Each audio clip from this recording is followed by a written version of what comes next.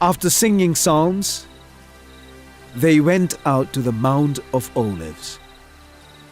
Then Jesus said to them, "All of you will run away, because it is written, 'I will strike the shepherd, and the sheep will be scattered.' But after I have been resurrected, I will go ahead of you to Galilee." Peter told him, "Even if everyone runs away, I will certainly not."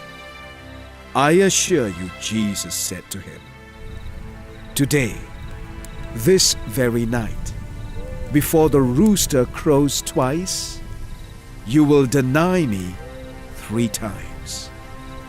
But he kept insisting, "If I have to die with you, I will never deny you." And they all said the same thing.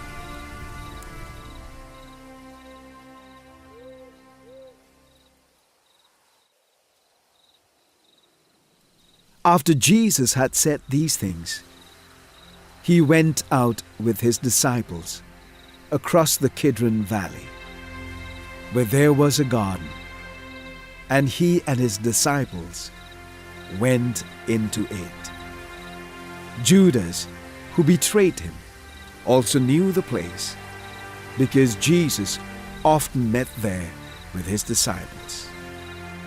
So Judas took a company of soldiers and some temple police from the chief priests and the Pharisees, and came there with lanterns, torches, and weapons. He came near Jesus to kiss him. But Jesus said to him, "Judas, are you betraying the Son of Man with a kiss?" At that moment, one of those with Jesus reached out his hand and drew his sword. He struck the high priest's slave and cut off his ear. Then Jesus told him, "Put your sword back in place, because all who take up a sword will perish by a sword. Or do you think that I cannot call on my Father, and he will provide me at once with more than 12 legions of angels? How then would the scriptures be fulfilled that say it must happen this way?" And touching his ear, he healed. At that time, Jesus said to the crowds, "Have you come out with swords and clubs, as if I were a criminal, to capture me? Every day I used to sit teaching in the temple complex, and you didn't arrest me. But all this has happened so that the prophetic scriptures would be fulfilled." Then all the disciples deserted him and ran away.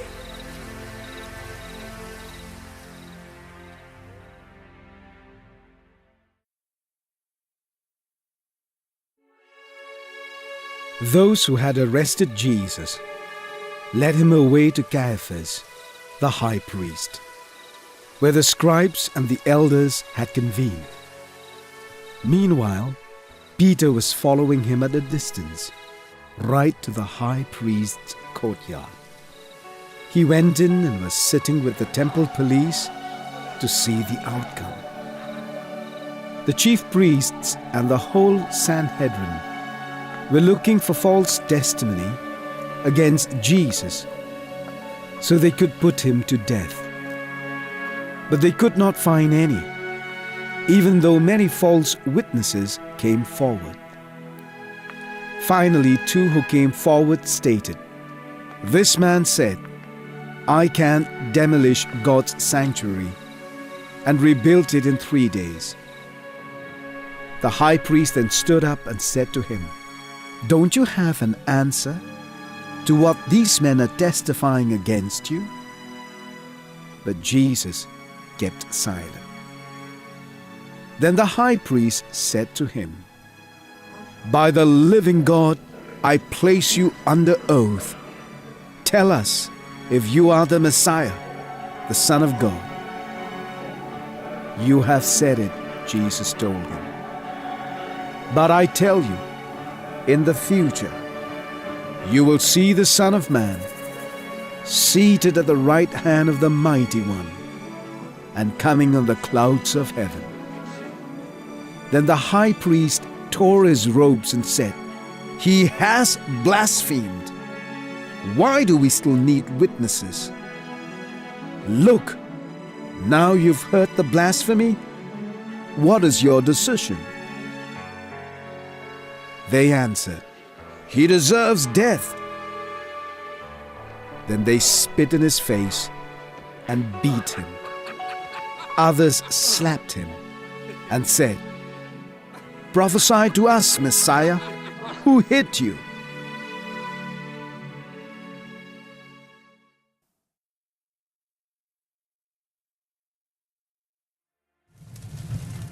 Now Peter was sitting outside in the courtyard. A servant approached him, and she said, "You were with Jesus the Galilean too?" But he denied it in front of everyone. "I don't know what you're talking about." When he had gone out to the gateway, another woman saw him and told those who were there, "This man was with Jesus the Nazarene."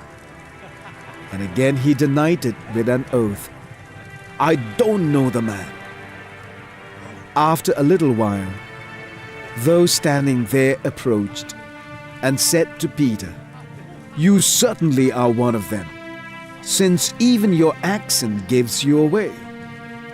Then he started to curse and to swear with an oath, "I do not know the man." Immediately a rooster crowed. Then the Lord turned and looked at Peter.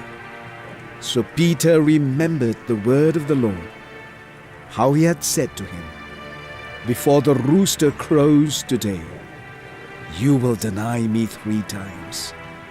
And he went outside and wept bitterly.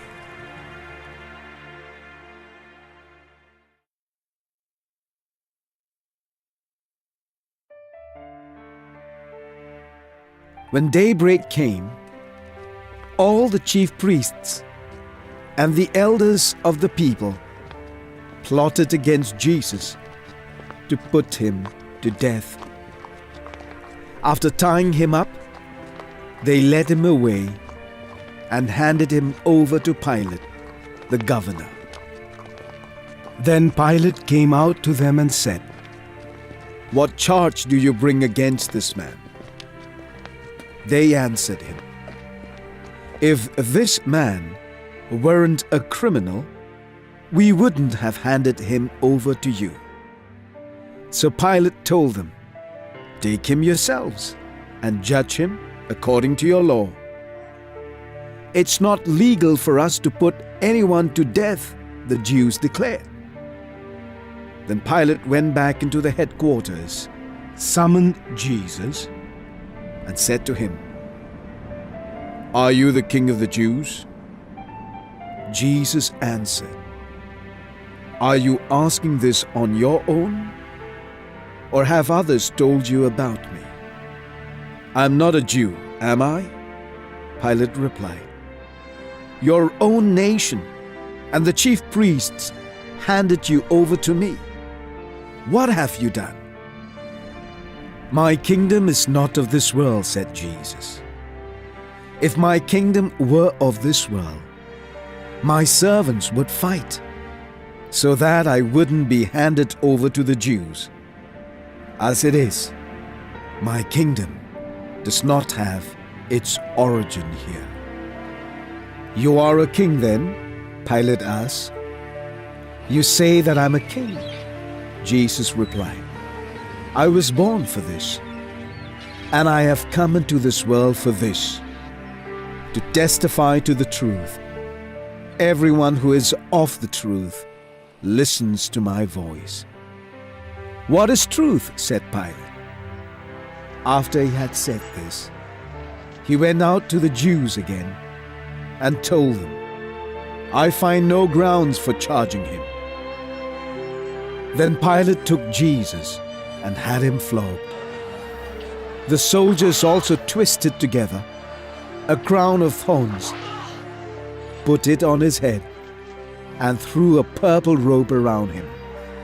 And they repeatedly came up to him and said, "Hail, King of the Jews!"